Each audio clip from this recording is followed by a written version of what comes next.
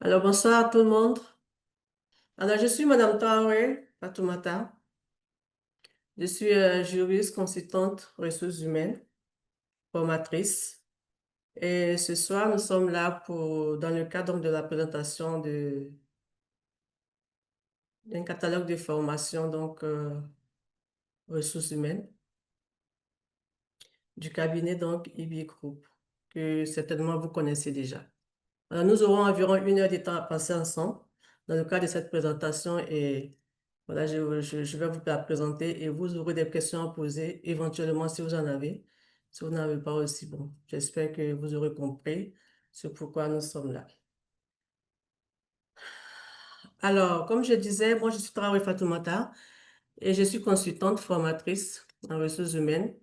J'ai un peu plus de 15 ans d'ancienneté, d'expérience en tant que DRH dans des structures et aujourd'hui, j'interviens en tant que consultante dans beaucoup de cabinets. Donc là, aujourd'hui, je vais vous parler un peu des ressources humaines de façon générale et pourquoi est-ce que vous devez vous intéresser à cette fonction-là. C'est pour ça que j'avais voulu que chacun me dise au moins dans quoi il travaille, puisqu'on m'a dit que vous êtes tous des professionnels. Ça aurait été bien que je sache un peu voilà, vos fonctions de base, parce que c'est important pour moi. Quelqu'un qui est dans le métier, quelqu'un qui n'est pas dans le métier, comprendre vos motivations afin de, voilà, si j'avais bien cerné cela, mais bon, c'est pas bien grave, on va y aller.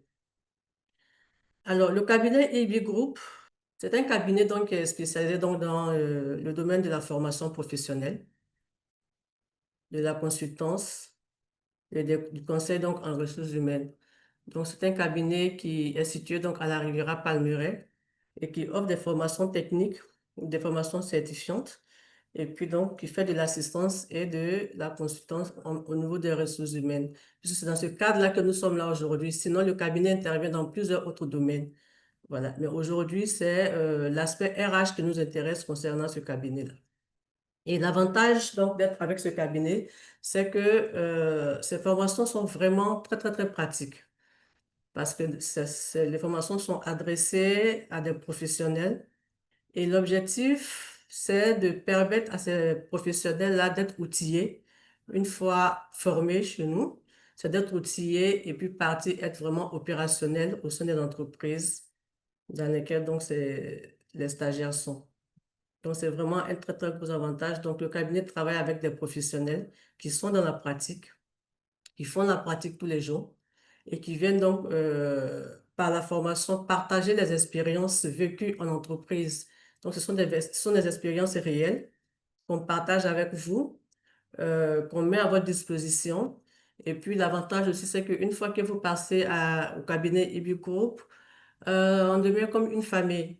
Donc, on garde les contacts, on garde les liens avec les formateurs de sorte à pouvoir vous aider, vous assister par la suite. Donc, lorsque vous serez vraiment devant des situations et que vous n'aurez pas de solution, donc on peut vous aider à solutionner ces problèmes-là. Tout ça par rapport à l'image du cabinet, on va dire ça comme ça. Donc, on ne lâche pas les personnes formées chez nous. Donc, on les accompagne, on les suit tout au long de leur carrière, on va dire ça comme ça. Alors, aujourd'hui, le catalogue pour lequel nous sommes là, c'est avec un thème bien précis, certificat pratique en management des ressources humaines. Est-ce que le thème, ça vous intéresse déjà? Je souhaiterais qu'on interagisse si c'est possible. Donc, une personne qui veut parler peut activer son micro et puis parler. Est-ce que le terme vous dit? Certificat pratique en management des ressources humaines. Oui, le thème me convient. Bon, d'abord, bonsoir, madame. Le Bonsoir, thème me monsieur. convient parfaitement. D'accord. Et qu'est-ce que vous attendez? À quoi est-ce que vous attendez?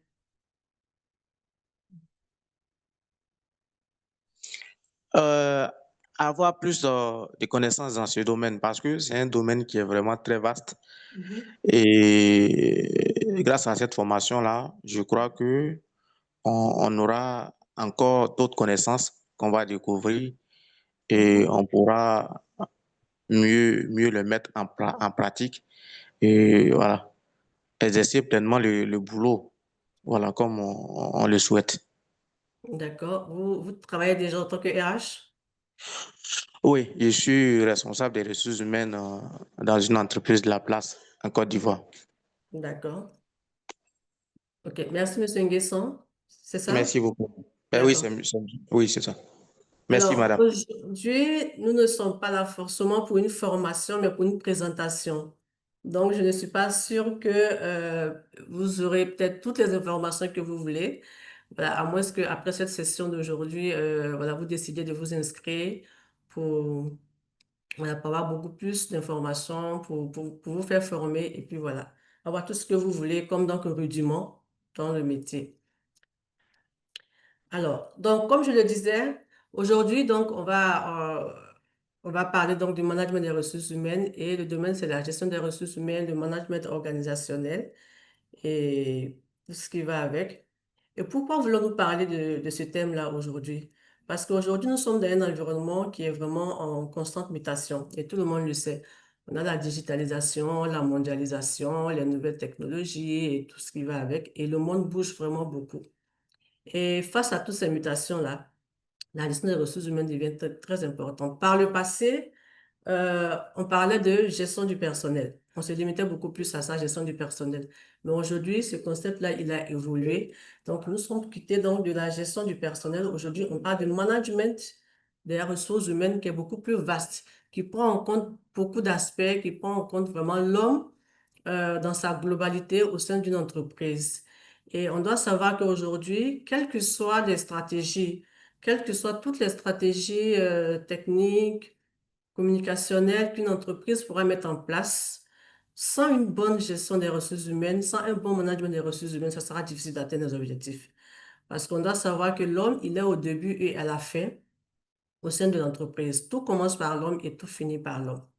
Donc, quelles que soient les avancées technologiques, quelles que soient les machines, quels que soient les robots, on aura toujours besoin des hommes dans les entreprises, même pour animer les robots. Parce qu'un robot, je suppose que il a besoin d'un homme peut-être pour la maintenance ou pour le bon fonctionnement et tout ça. Donc, tout ça pour dire que l'homme est très important. Et aujourd'hui, la gestion des ressources humaines donc, est devenue un levier très stratégique de performance. Et nous qui sommes dans le domaine, je suppose que parmi vous, il y a déjà des personnes qui sont dans ce domaine-là. Vous savez que sans l'homme, on ne peut pas avancer. Donc, le RH moderne aujourd'hui, donc, il doit maîtriser beaucoup d'aspects. Donc, passant par le recrutement jusqu'à la gestion des carrières, la formation, le développement et tout ce qui va avec, et jusqu'à ce que pour gérer toute la carrière donc, du travailleur, le RH moderne, il doit maîtriser tous ces aspects-là pour vraiment bien performer. Et je peux vous dire que c'est pas facile, mais c'est vraiment très passionnant comme métier. Et de plus en plus, nous qui sommes dans la formation, on rencontre beaucoup de personnes qui font de la reconversion professionnelle. Tout à l'heure, quelqu'un m'a dit qu'il était donc comptable. Donc, j'ai bien envie de savoir pourquoi est-ce qu'il est ici ce soir. Le comptable a venu faire donc un webinaire concernant les ressources humaines. Donc, c'est très important. Donc, beaucoup font la reconversion. Il y a des gens qui quittent le secteur informatique pour venir être RH. Il y a beaucoup Franchement, moi, j'en rencontre beaucoup de mes formations. Et donc, je me dis qu'il y a un engouement dans ce secteur-là. Et vous êtes là ce soir, c'est vraiment très bien. C'est vraiment très bien et je vous encourage vraiment. Mm. Alors, cette formation est adressée à qui? Comme je vous disais, donc l'objectif général, c'est de former des responsables capables de concevoir, piloter et évaluer une politique de gestion des ressources humaines intégrée et orientée résultat. Orienter résultat, c'est très important. Pourquoi? Parce que comme je le disais tout à l'heure, toutes les stratégies de l'entreprise sont basées sur les ressources humaines. Donc, imaginez-vous, on va dire, la direction générale donc décide de fixer des objectifs euh, au directeur que vous serez ou que vous êtes, par exemple, on va dire comme ça. Voilà. Et ces objectifs-là, généraux, qui seront fixés par le directeur général, sera décliné donc dans chaque direction. Alors, vous, en tant que ressources humaines, vous aurez un rôle très important à jouer. Donc, je vais prendre un exemple banal, par exemple, pour dire quoi? Alors, le cabinet, on va considérer le cabinet IBU Group comme notre entreprise. Et le DG du cabinet IBU Group, donc, en début d'année, va réunir donc tous ses directeurs. Il va leur donner des orientations stratégiques pour l'année à venir, des objectifs à atteindre pour l'année à venir. Alors lui, il va fixer son objectif et puis bon, voilà, on va dire qu'il a fini de parler. Donc c'est à vous maintenant de trouver les moyens, de trouver les voies et moyens pour atteindre ces objectifs-là parce qu'à la fin de l'année, vous serez évalué. Donc chaque direction va rentrer donc en laboratoire, si je peux le dire ainsi, et puis chercher à savoir comment faire pour arriver à atteindre les objectifs que le DG donc il a fixé. Donc, les commerciaux, voilà, ils vont, à supposer que le DG ait dit, l'année dernière, on a eu, par exemple, on va dire 100 stagiaires au niveau du cabinet. Donc, cette année, on va multiplier ce chiffre-là par deux. Donc, on veut avoir 200 stagiaires, 200, voilà, au niveau de 200 apprenants au niveau du cabinet. Donc, c'est les commerciaux qui doivent faire ce travail-là. Donc, pour arriver à atteindre cet objectif, certainement que la direction commerciale va rentrer donc en laboratoire et puis savoir est-ce qu'on a le moyen d'atteindre ces 200 stagiaires que nous demande le DG. Si oui, OK. Sinon, qu'est-ce qui manque? Qu'est-ce qu'on doit faire? Donc, je suppose qu'à ce moment-là, on va commencer à faire donc ce qu'on appelle donc un audit diagnostic. Est-ce qu'on a les commerciaux qu'il faut pour atteindre ces objectifs? Est-ce qu'on a les moyens, on va dire par exemple des véhicules qu'il faut pour aller sur le terrain, pour voilà, présenter le cabinet, pour avoir beaucoup plus de stagiaires? Est-ce que? Donc, à supposer que la direction commerciale, après avoir fait donc leur audit diagnostic, ils viennent vous dire au DG, bon, écoutez, monsieur le DG, nous, on n'avait que deux commerciaux et pour arriver à atteindre ces objectifs que vous nous demandez là, il va falloir qu'on fasse du recrutement parce qu'on a besoin de trois commerciaux supplémentaires donc pour pouvoir atteindre les objectifs.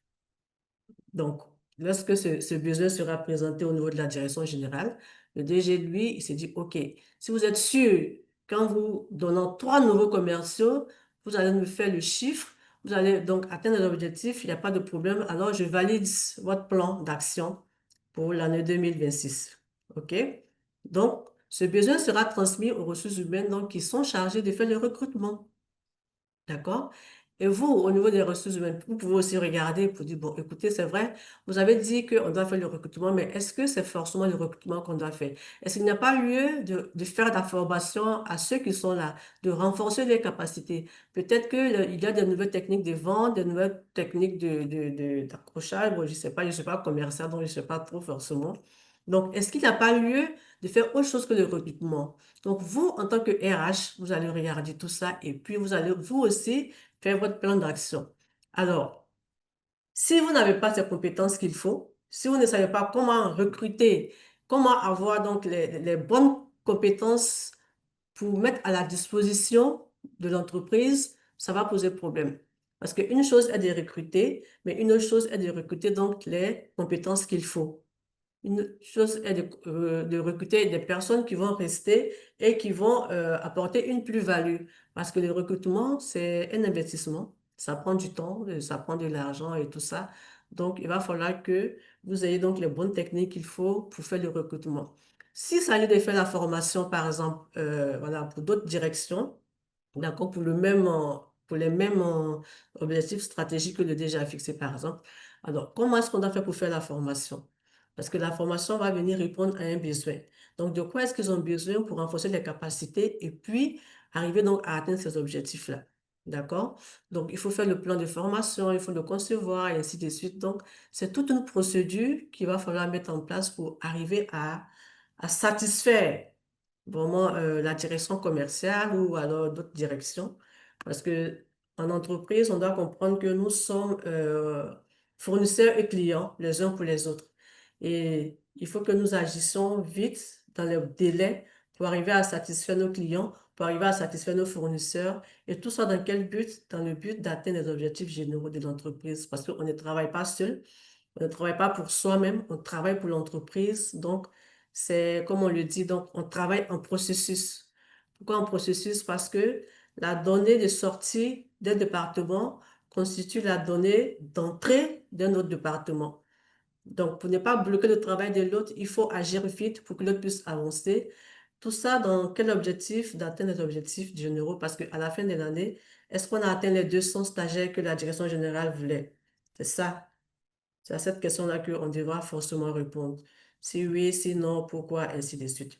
Donc, c'est très, très, très important donc, de se faire former, de former les responsables RH ou autres que vous êtes, afin donc de pouvoir satisfaire donc, la direction générale. C'est très important. Alors, pendant que je parle, si vous avez des questions à poser, vous pouvez donc réagir en levant la main ou voilà, en me faisant un message. Et puis, si, voilà, je vais répondre à la question. Donc, quels sont les objectifs donc, de ce thème-là? D'abord, il s'agit de comprendre les enjeux actuels et fondamentaux du management, d'accord, aux ressources humaines, maîtriser le processus de recrutement, comme je le disais, d'intégration et de fidélisation des talents. Ça, c'est très important. L'intégration et la fidélisation des talents. Aujourd'hui, la concurrence est vraiment très, très, très, très rude au niveau des entreprises et on enregistre beaucoup de démissions. Donc, ce qu'on appelle le turnover, le taux est de plus en plus élevé dans les entreprises, surtout au niveau des jeunes talents. C'est pas facile. Donc, il va falloir avoir les moyens. Il va falloir penser vraiment dans des techniques, des stratégies pour pouvoir les fidéliser. C'est vrai qu'on ne peut pas retenir les employés à vie d'une entreprise, c'est pas possible. Mais le but est de les maintenir le plus longtemps possible, de les fidéliser le plus longtemps possible, de sorte donc à rentabiliser l'investissement qu'on a fait en les recrutant. C'est très important. En les recrutant et en les formant. Parce que ce qu'on remarque souvent, c'est que il y a des employés qui se font former. Les entreprises payent voilà, des formations très chères, même à l'extérieur du pays, pour les faire former pour des compétences bien précises. Et dès que ces employés reviennent, malheureusement, ils démissionnent. Et là, c'est un gros manque à gagner pour l'entreprise dans ces cas-là, vu qu'on ne peut pas empêcher ça. Mais bon, dans certains cas, il arrive que quand c'est des compétences vraiment, vraiment très, très, très spécifiques, il arrive que l'entreprise signe un contrat, d'accord, de telle sorte qu'après la formation donc, de ce salarié-là, il ne puisse pas démissionner, qu'il puisse faire un certain nombre de temps. Ça, c'est autorisé par la loi. Il puisse faire, je sais pas, 1 an, 2 ans, c'est selon en fait le temps qu'il puisse lui aussi donc former d'autres personnes dans l'entreprise. Donc, maintenant, s'il veut partir, il partira. Donc, c'est très important donc l'intégration et la fidélisation donc des talents au sein de l'entreprise. Donc, il faut développer les compétences des collaborateurs et gérer les carrières. C'est très important. Appliquer les règles de droit social et gérer l'administration du personnel. Ce point-là est très important au niveau de la gestion des ressources humaines. On va dire, c'est la porte d'entrée dans la fonction RH, la gestion administrative du personnel. C'est la porte d'entrée.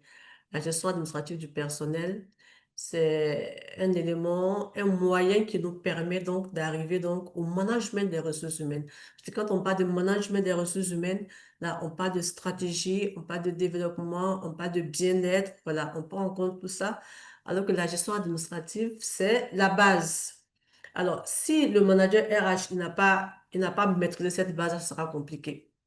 Donc, appliquer les règles de droit social et gérer l'administration du personnel, c'est un aspect très important. Pourquoi? Parce que c'est là qu'on fixe les règles. C'est là qu'on met en place les procédures dans l'entreprise. Donc, une fois que ces règles et ces procédures-là sont maîtrisées, alors l'entreprise peut fonctionner de façon efficiente. Donc, imaginez-vous une entreprise où chacun fait ce qu'il veut. Une entreprise où il n'y a pas de règles. Une entreprise où il n'y a pas de procédure. Ça va être vraiment, vraiment, vraiment compliqué pour le RH. Ça va être très, très, très compliqué. Je vais vous donner un exemple d'une entreprise dans laquelle j'ai été. Et c'est une entreprise qui est à 90% donc commerciale parce qu'elle est dans le domaine de la grande distribution. Et là, dans cette entreprise, il n'y avait pas de système de pointage, d'accord? Mais il y a des employés qui s'absentaient sans qu'on le sache, puisque voilà, personne ne s'intéressait à ça. Ils ont un, Ils ont un esprit, on va dire, je ne sais pas si je dois dire américain ou pas, eux, c'est le chiffre qu'ils regardent parce qu'ils sont très orientés résultats. Tant que tu fais tes chiffres, voilà, on va dire, on s'en fout si tu es là ou si tu n'es pas là. Donc, tu peux faire tes chiffres. Et puis, si tu veux, tu fais 2 jours, 3 jours, tu viens pas au travail. Bon, personne ne saura en fait parce que il n'y avait pas de système de pointage. Et il y avait vraiment, vraiment, vraiment un désordre dans cette entreprise jusqu'à ce que le RH prenne la main et que voilà, il puisse. Donc, les procédures ne sont pas des choses, on va dire, légalement parlant, parce que quand on parle de gestion administrative du personnel, il y a l'aspect légal et puis il y a l'aspect même qui est propre à l'entreprise elle-même, qui met ses règles qui lui sont propres, à travers le règlement intérieur, à travers les notes de service, à travers, voilà, tous les documents qu'il peut avoir. Ça, c'est ce qui est propre à l'entreprise et ça, c'est pas obligatoire. Et il y a cet aspect qui est obligatoire, qui est légal, qui concerne tout ce qui est loi, tout ce qui est droit, tout ce qui a été donc, tout ce qui est décret. Donc, ces deux aspects-là on retrouve dans la gestion administrative du personnel. Donc, comment est-ce qu'on doit le faire? Comment est-ce qu'il faut arriver à mettre les procédures en place? Comment il faut arriver donc à faire respecter les règles de droit au niveau de l'entreprise parce que c'est une obligation. Il y a des règles qui sont obligatoires à mettre en place au sein de l'entreprise et c'est le rôle du RH de le faire. C'est vraiment le rôle du RH. Comme je dis souvent, le RH, c'est vrai, il est avant tout un employé, OK? Mais sa responsabilité, c'est d'aviser la direction générale. Parce que si vous êtes pris en tant que RH dans une entreprise, on suppose que le DG ou le chef d'entreprise, il n'est pas forcément RH. Donc, il ne sait pas comment faire, il ne sait pas que faire, d'accord? Pour que l'entreprise soit en règle au niveau légal. Donc, c'est à vous de le lui dire. C'est à vous de le mettre devant sa responsabilité. Il n'est pas obligé de le faire, OK? Le chef d'entreprise, il n'est pas obligé de le faire. Mais vous, votre responsabilité, c'est de lui dire ce qu'il doit faire, avec des traces, avec des preuves, de telle sorte que, logique, il aura un contrôle, par exemple, parce que quand l'inspection du travail viendra faire un contrôle, l'inspection du travail ne va pas contrôler est-ce que vous avez une procédure d'absence? Non. Est-ce que vous avez une procédure, je ne sais pas, de déplacement? Non. Est-ce que vous avez une procédure pour gérer votre caisse? Non. On ne vous posera pas ce genre de questions-là. On va vous demander, est-ce que les employés sont déclarés à la CNPS? Est-ce que vos journaliers sont pris en compte? Est-ce que vous avez les registres employeurs? Est-ce que? Ce sont des questions qui sont, voilà, réglées par le Code du travail, par les décrets. Ce sont ces questions-là qu'ils vous poseront. Et si malheureusement vous n'êtes pas en règle vis-à-vis de ça, donc des amendes vous seront collées. Et même l'inspection du travail a le pouvoir de faire fermer l'entreprise si les manquements sont répétés. Ils ont le pouvoir de faire fermer l'entreprise. Bon, c'est très important. C'est vraiment très, très important dans cet aspect. C'est pour ça que je dis que c'est la gestion administrative du personnel, c'est vraiment la base de la fonction ressources humaines et ça nous permet, donc, quand c'est maîtrisé, d'avancer progressivement dans ce qu'on appelle donc le management des ressources humaines qui va prendre en compte donc les aspects beaucoup plus importants donc, de la gestion voilà, des ressources humaines. Alors, renforcer la motivation, le leadership et la communication interne. Comme je le disais tout à l'heure, au niveau de la fidélisation, là, la motivation donc vient pour renforcer ce que j'avais dit à ce niveau-là. Parce que motiver le personnel, c'est très important. Et aujourd'hui, ça devient un peu beaucoup plus compliqué donc de motiver parce que chacun a ce qui le motive. Chacun, c'est pas forcément l'argent, il y a l'environnement, il y a le traitement, il y a la considération, il y a vraiment, on va dire, la culture d'entreprise. Donc, il y a toutes ces choses-là qui peuvent motiver un employé. Un employé peut refuser, par exemple, un salaire de 300 000 et accepter un salaire de 200 000 francs parce que l'environnement lui convient bien. Donc, en tant que RH, c'est à nous de réfléchir donc pour trouver toutes ces stratégies-là pour motiver le personnel, de sorte à obtenir de vraiment le meilleur, de sorte à les faire, donc, on va dire, performer dans l'entreprise, parce que c'est ça l'objectif. Ce que je voudrais dire aussi, c'est que, en général, lorsqu'on a des problèmes RH à poser au niveau des directions, euh, ce sont des problèmes qui sont vraiment à la queue de la liste. Donc, les RH, c'est un processus support. On vient en support donc à l'entreprise. Donc, le cœur métier, s'il y a un problème, par exemple, dans une entreprise une usine, par exemple, donc, si les gens de l'usine posent des problèmes de réparation et tout ça, on les prendra vite en compte par rapport au RH qui vient poser un problème. Parce qu'on dira que les RH ils ne produisent pas, ils ne sont pas productifs.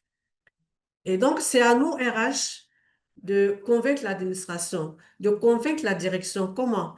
En leur présentant, on va dire, ce qu'ils gagnent en retour. D'accord? Qu'est-ce qu'ils gagnent en dépensant sur les ressources humaines? C'est à nous, RH, de présenter cela à la direction pour que ça puisse prendre en compte. Parce que l'entreprise est là pour faire du profit. Donc, si je dépense, qu'est-ce que je gagne en retour? Je dis n'importe quoi. Le RH que vous êtes, vous présentez par exemple à la direction un programme de team building, d'accord? Une sortie pour tous les employés de l'entreprise et puis vous lui présentez une facture de, je sais pas, 5 millions. Alors, pourquoi est-ce qu'il doit accepter de financer ce programme-là? Qu'est-ce il va avoir en retour? Dépenser 5 millions un week-end et voilà, vous partez à signer et tout ça. Mais qu'est-ce que lui gagne dans ça? Parce il voit ça comme de l'argent gaspillé. Donc, c'est à vous, RH, d'arriver à lui montrer ce qu'il va gagner après le week-end passé à Assini. Qu'est-ce qu'il va gagner? Qu'est-ce que vous recherchez? Donc, si vous arrivez à lui montrer ça, à dire que monsieur le directeur, après ça, voilà, le personnel sera plus motivé, ça va renforcer la cohésion sociale, ça va renforcer l'esprit d'équipe et on aura 2 fois plus ça va renforcer la confiance entre les managers et bon, ainsi de suite. Donc, si vous arrivez à le convaincre, alors il va dépenser dans votre programme, voilà.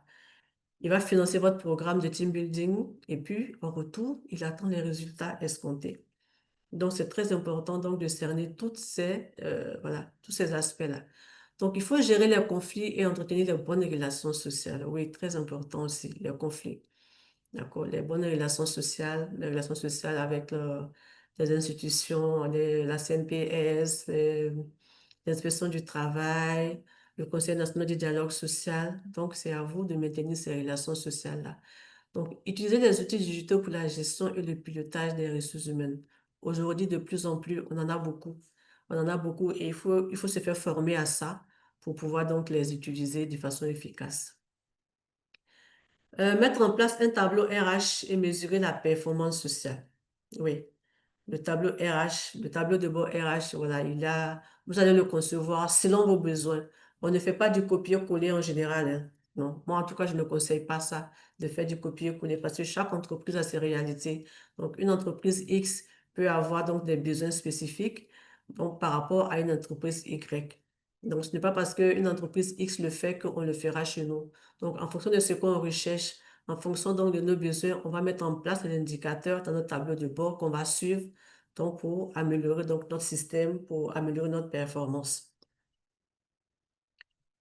Alors, cette formation-là, elle est adressée au directeur responsable RH, au manager et chef d'équipe, au responsable formation et développement RH, au superviseur assistant RH, aux étudiants et aux professionnels donc, qui sont en reconversion professionnelle donc, dans le domaine des ressources humaines. Ce que nous recommandons en général, donc, c'est un niveau bac plus 2 en gestion RH, droit social, et voilà. Alors, quels sont les modules de formation donc, que nous proposons au niveau du cabinet? Donc, les fondamentaux du management des ressources humaines, rôle, enjeux stratégiques et organisation de la fonction RH. Le recrutement et intégration des talents, donc analyse des besoins techniques, sélection, onboarding. Développement des compétences, formation, évaluation, gestion des talents et la GPEC.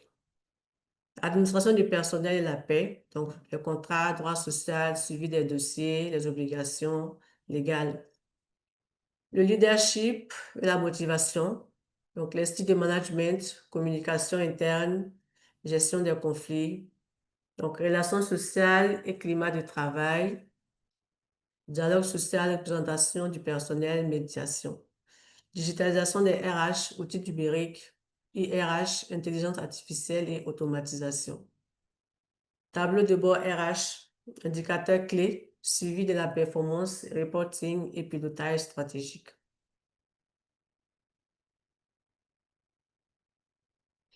Donc, la méthodologie qu'on utilise en général, donc, c'est nous faisons des exposés théoriques, concepts clés, l'étude des cas pratiques inspirés des situations réelles, comme je vous l'ai dit tantôt. Voilà, on partage nos expériences avec vous. On vous aide vraiment, on répond à vos préoccupations réelles aussi, si vous êtes déjà dans des situations.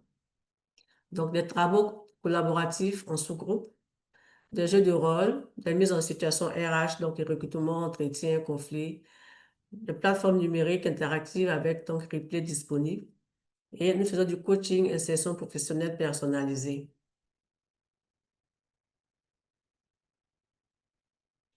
Donc, les outils pédagogiques donc, que nous fournissons, c'est les supports de cours. On vous donne des supports donc, en PDF, des fiches pratiques, de contrats de travail. Donc, en fait, quand vous venez en formation chez nous, vous partez avec des outils pratiques que vous pouvez utiliser tout de suite au niveau de vos entreprises. Donc, des tableaux de bord donc, prêts à l'emploi, des grilles d'entretien et d'évaluation de performance, accès à un groupe privé en ligne pour network, donc les replays qui sont disponibles.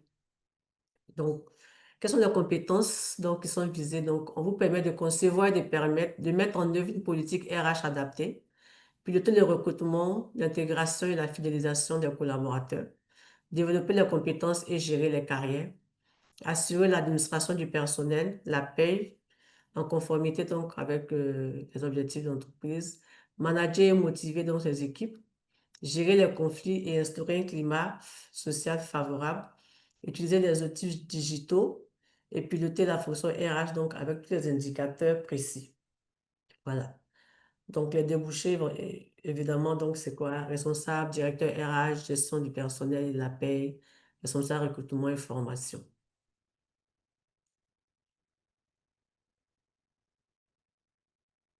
Alors, à la fin de la formation, normalement, donc, vous avez un certificat pratique en management des ressources humaines. Donc, option insertion professionnelle, donc des stages, coaching, carrière, recommandations. Donc, le cabinet va vous aider donc à cela. On avait prévu une date, mais bon, la date est passée, mais ce sont des choses qu'on peut revoir. Si vous êtes intéressé, donc, on fait des programmations pour ces formations-là. Et il s'agit donc de faire 40 heures, donc 2 mois, donc chaque semaine, selon donc votre disponibilité.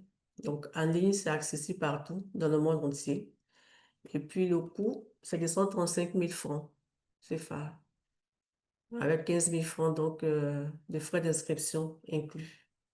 Donc, on a le paiement de, mode de paiement mobile money, Orange Money, voilà, virement bancaire, carte bancaire.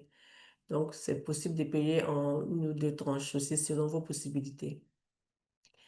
Alors, le bonus offert, donc, c'est un accès à un groupe privé, échange et de network, support numérique téléchargeable, coaching des sessions professionnelles gratuits, réduction spéciale donc pour inscription groupée.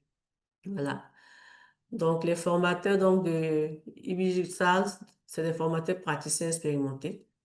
Contenu donc actualisé selon standards internationaux, plateforme interactive et replay disponible, donc on l'a déjà dit. Donc, la formation certifiante est reconnue avec possibilité de stage emploi.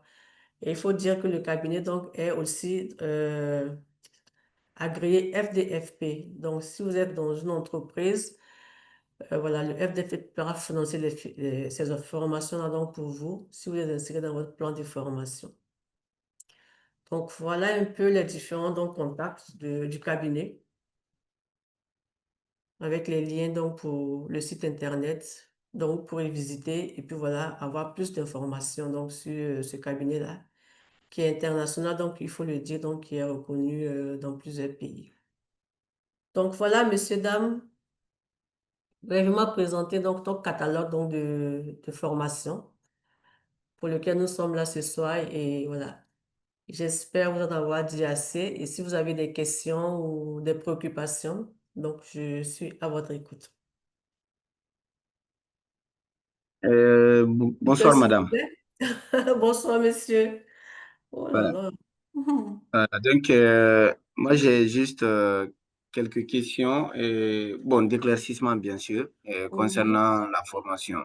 Oui. Elle se tiendra combien de fois la semaine? Est-ce qu'il y a des jours qui sont prévus pour ça? Et Mhm. c'est de quelle heure à quelle heure? Bon, moi, j'aimerais avoir ces précisions si possible. D'accord. Bonsoir à tous. J'espère que vous allez très bien. Je suis Oui. Kambiré. Mhm. Je suis membre aussi du cabinet. Je travaille en collaboration avec le service formation. Pour ce qui est de votre question, monsieur, euh, nous privilégions l'approche où, quand vous êtes inscrit, on peut vous donner plus d'informations sur les jours de formation. Parce qu'on ne peut pas donner des jours. On ne peut pas vous proposer un lundi, mardi, mercredi, par exemple. Et le lundi, mardi, mercredi, vous êtes empêché parce que vous êtes au travail, vous descendez plutôt tard, donc vous ne pouvez pas assister. On préfère que vous inscriviez. Quand vous êtes inscrit, on a déjà des propositions. Nous, on peut vous faire une proposition de jour, peut-être lundi, mercredi et vendredi. Je dis ça comme ça, lundi, mercredi, vendredi, à partir de 18 heures. Quand c'est en semaine, c'est à partir de 18 heures. De lundi au vendredi à partir de 18 heures. Et le samedi, c'est à partir de 9 heures jusqu'à 16 heures. Mais là, ça va dépendre. Ça va dépendre. Donc, comme je dis, on privilégie le fait que vous soyez inscrit pour essayer avec vous de caler un programme de 3 jours en semaine. Comme ça, la formation évolue un peu plus vite. Si on ne connaît pas entièrement votre programme, on peut pas prévoir des jours qui ne vont pas vous arranger. Parce que plus tard, c'est plutôt difficile de suivre les vidéos. Après la formation, c'est plutôt difficile de suivre les vidéos étant donné qu'on travaille beaucoup, on descend tard. Le samedi, on veut plus se reposer que travailler. Donc, il y a tout ça. C'est pourquoi on préfère que vous soyez déjà inscrit dans le groupe. La formation débute une semaine après, mais dans la première semaine, on prend la peine de caler les jours qui vous arrangeraient le mieux. D'accord. La date du 5 est maintenue pour le démarrage. La date du 5, oui, à condition d'avoir le minimum de participants requis pour débuter. On veut permettre à un maximum de personnes de pouvoir euh, s'inscrire et débuter ensemble. Ok, c'est bon pour moi. D'accord. Merci. Merci, Monsieur Kouyaté. Quelqu'un d'autre aurait des préoccupations ou des questions, s'il vous plaît? Bonsoir, madame, merci pour la présentation. J'avais une préoccupation, mais ça s'alignait avec celle de mon Monsieur Kouyaté? prédécesseur. D'accord. Oui, Merci, Monsieur Oumarou. Mhm. merci à vous, madame. S'il vous plaît, madame, j'ai une question. OK. Vous m'entendez? Oui, je vous entends. Je Allô, vous vous entends. m'entendez? Oui, je vous entends. Allez-y, je vous entends. Ah, d'accord. Madame, oui, Allô? je vous ai pris en cours, mais quand même, D'accord. j'aimerais que vous reveniez un peu sur, est-ce que, bon, comme en entreprise, vous Mhm. décidez de faire un budget présenter un budget à la direction pour Mhm. une sortie de tente. Mhm. Comment vous allez défendre cela à la direction? Puisqu'ils disent que les RH sont des fonctions support, que Oui. vraiment il n'y a pas de résultat concret au niveau des RH. Mais quand même, Mhm. s'il y a un bon climat à l'entreprise, lorsqu'il Mhm. n'y a pas de problème, on dit que le RH ne travaille pas. Mais c'est Mhm. lorsqu'il y a problème, on dit RH. On voit maintenant RH. Vous voyez Mhm. un peu. Maintenant, Oui. comment est-ce que vous arrivez à créer l'ambiance conviviale, tout ça au travail? D'accord. Merci, madame. Vous avez parfaitement raison. C'est vrai que les RH, c'est pas ils disent, mais c'est ce qui est. Les RH sont une fonction support donc pour l'entreprise. Alors, ça va dépendre de la façon dont vous allez présenter. Je ne sais pas dans quel genre d'entreprise vous êtes, quel est l'environnement, quelle est la mentalité donc de votre. Alors, il faut dire que si on veut faire une sortie détente, enfin, un team building, comme on aime le dire souvent, c'est comme une formation. Alors, ça doit répondre à un besoin bien précis. Pourquoi est-ce qu'on veut le faire déjà? Pourquoi on veut faire une sortie détente? Pourquoi est-ce qu'on veut faire un team building donc Un pour les besoin. employés? Pardon? Vous m'avez entendu? Allô, madame? Est-ce que vous m'entendez, madame? Vous qui avez posé la question. Madame Oui, je Kwasi. vous Voilà. Donc, comme je disais, entends. donc, Je le ne suis team... pas une dame, je suis un monsieur. Ah, c'est un monsieur. Désolé, vous avez la voix d'une dame. Désolé.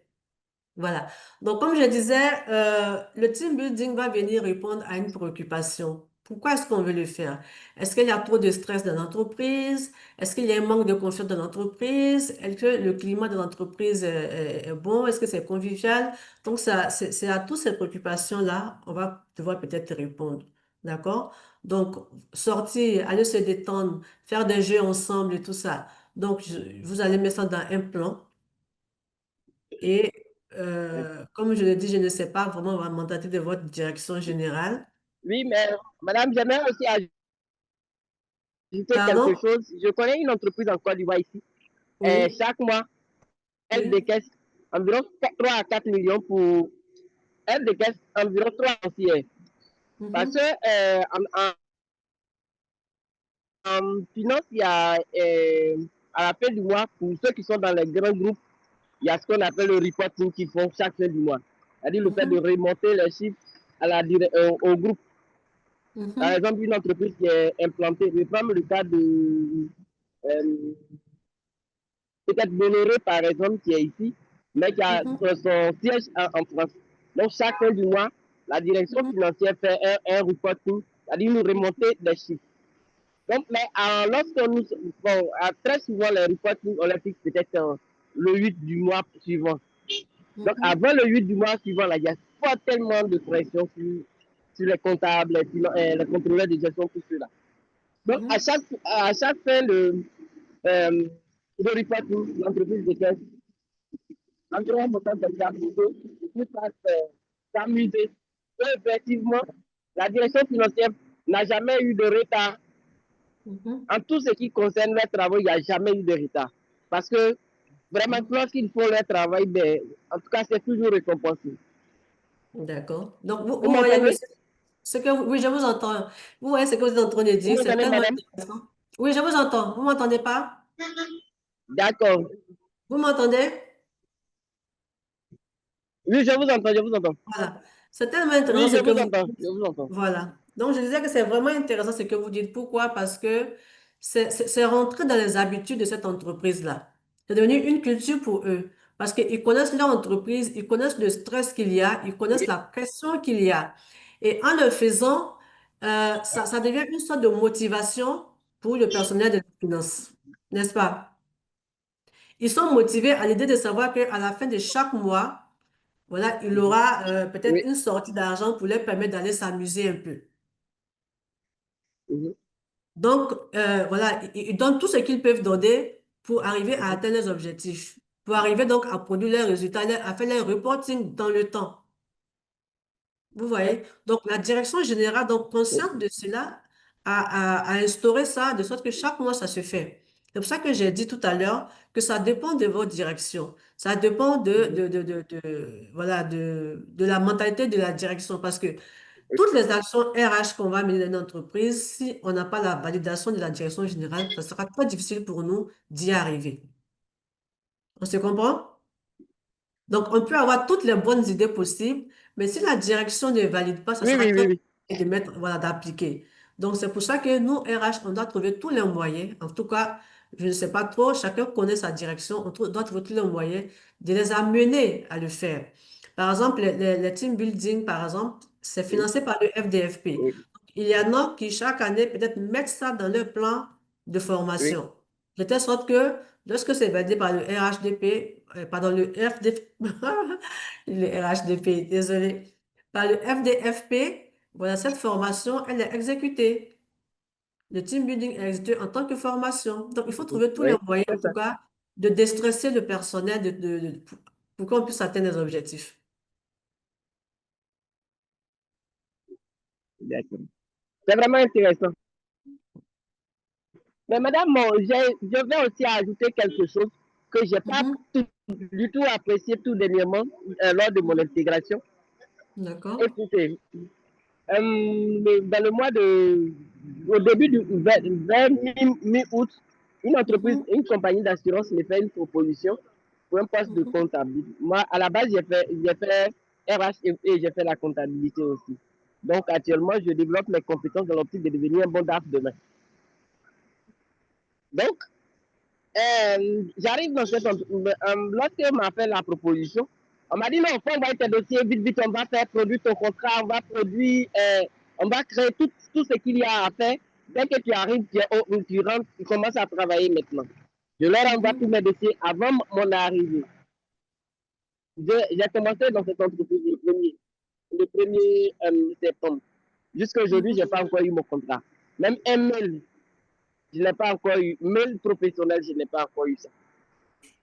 Vous n'avez pas encore Vous votre voyez contrat un de travail? peu, donc l'intégration quand même, je n'ai pas encore eu de contrat de travail actuellement. Je n'ai C'est un pas encore CDI envoyé. normalement? Même je suis arrivé. Ouais, je suis arrivé. Normalement, c'est un CDI?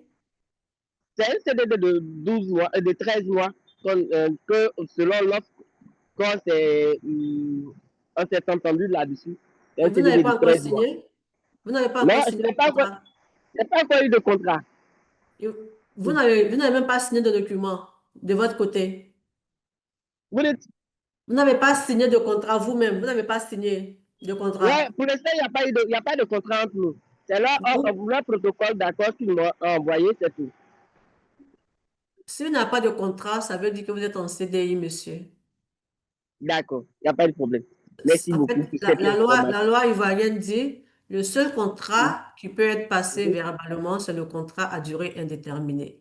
Donc, tout ce qui est CDD, contrat à l'essai et tous les autres contrats là, on doit voilà, on doit le faire par écrit. Donc, un contrat. C'est tout. Donc, si vous avez commencé à travailler un jour, un seul jour, sans avoir signé de contrat, ça veut dire que vous êtes en CDI normalement.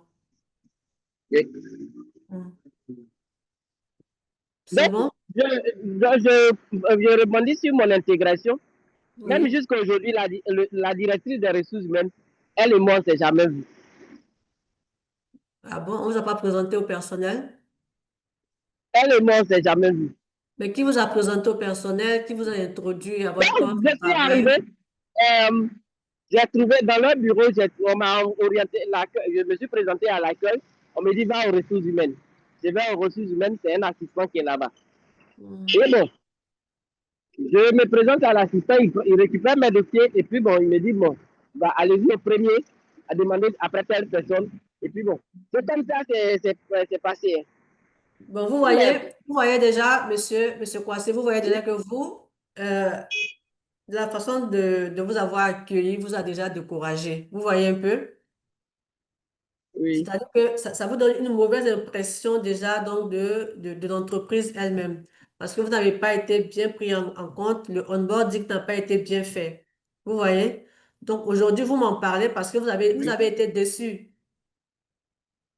Donc c'est très C'est ça. important ces Effectivement. aspects-là. Donc vous ne vous sentez pas vraiment à l'aise dans l'entreprise.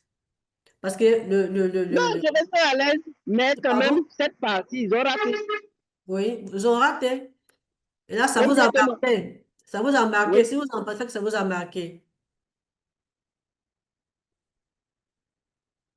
Allô? oui. Oui, oui, Voilà. je vous entends. Donc, c'est tous ces aspects-là, c'est vraiment important, vraiment, si on veut exercer la fonction ressources humaines, d'apprendre comment faire vraiment pour prendre en compte tous les employés, voilà, dès leur entrée dans l'entreprise, les suivre et voilà, jusqu'à ce qu'ils sortent de l'entreprise. C'est tout ça que nous vous proposons dans le module de formation et vraiment, on vous attend. S'il n'y a plus d'autres préoccupations ou des questions, en tout cas, je vous dis merci. Merci, d'avoir accepté de participer donc à cet échange-là, à cette présentation. Merci de nous avoir écoutés et nous espérons vraiment vous revoir très bientôt dans le cadre d'une formation autour d'un thème qui vous aura intéressé. Et donc, si vous le permettez, on va se dire donc au revoir et puis à bientôt. Et bonne soirée à chacun d'entre vous. Bonne soirée à vous, madame, et bonne soirée à tous. Merci beaucoup.